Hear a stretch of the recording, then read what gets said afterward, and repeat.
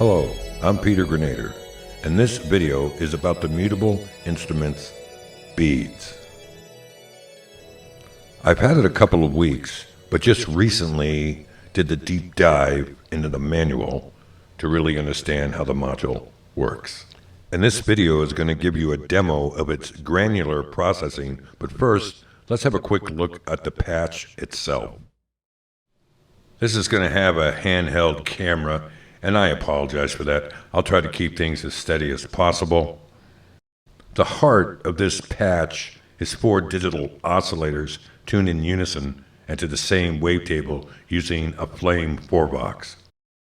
Those 4 digital oscillators are being summed together using a Plan B model line mixer down to one signal and then routed into one of my all-time favorite modules, the Doepfer phase shifter. And finally, we're going through the EAR Model 27 After Effects processor. This is a module that was never released. It was my digital effects generator, and this is my stereo reverb that I actually coded myself. So let me bring up the input level of the Model 27. You're going to hear no reverb yet, so it's stereo, so you're going to only hear the dry signal on one side, but you'll be able to hear the control structure that I'm going to highlight here. So the voltage control is via a Plan B Model 23 analog shift register. I haven't used this module easily over 10 years. It's good to know it still works. And it's going to be hard to hear the shifting of 4 voices, so let me break it down into pairs. So monitoring only VCO 1 and 2, you can hear the shift, right? Let me bring down oscillator 1 and bring up 3, so there's the second pair. And then 3 and 4 alone. And we'll bring them all up again.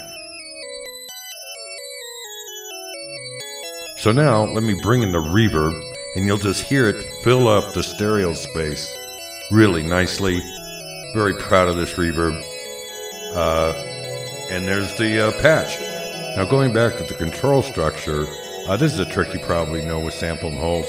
If the speed of this sampling pulse and the voltage you're sampling are close in frequency, you can get these really interesting artifacts that you can change a repeating pattern based on the ratio of speed against those 2 inputs. Let me show you.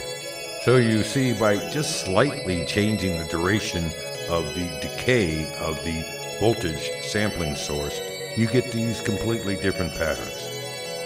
Let's find a good one.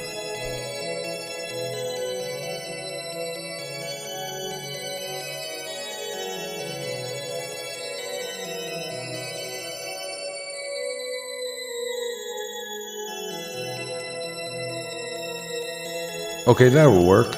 Let's go on to the demo of the beads as it affects this patch.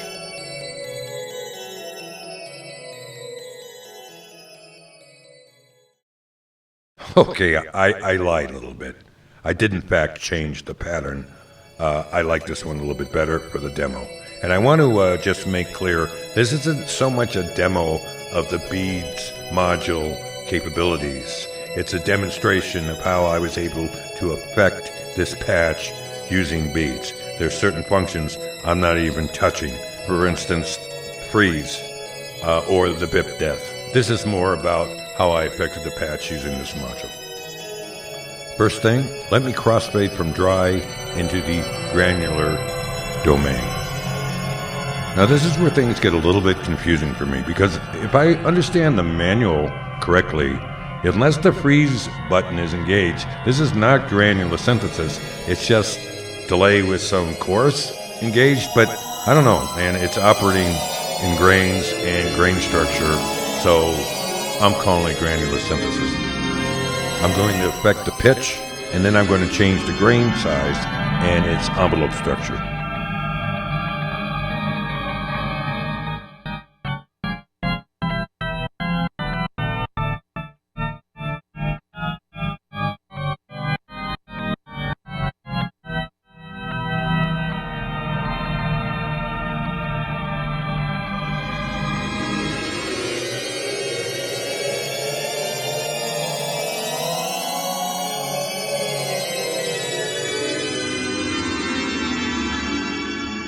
I'm going to turn off its seed looping and then drive it with an external pulse. Watch this.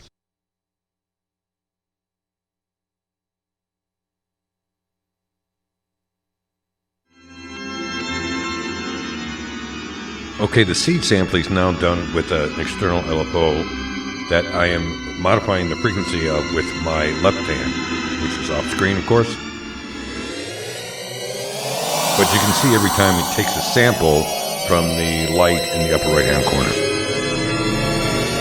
And now I'm going to modify the pitch using an external random sample and hold that's driven by the same clock that's updating the seeding.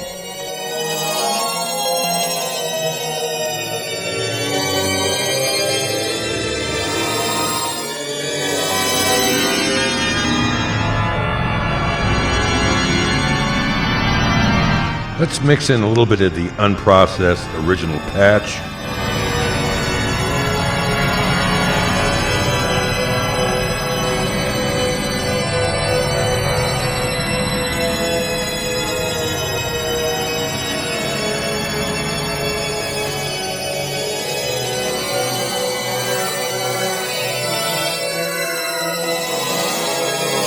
Disconnect the external sample and hold, modifying the pitch, and let it run off its own random for just a second.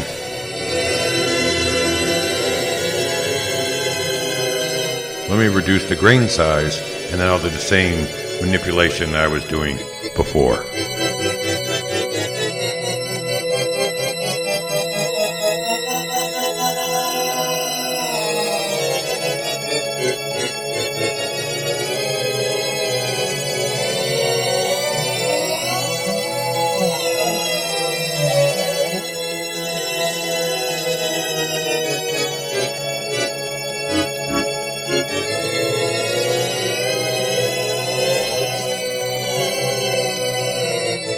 Okay, that's about as much of this timbre that anyone with a sane mind can handle.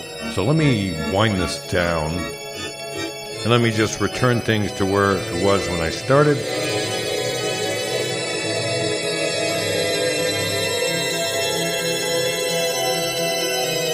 And then crossfade back to the original unprocessed patch. So there you go, a short demo of what Beads did to this patch. I really like this module, and I applaud Emily, and a job very well done.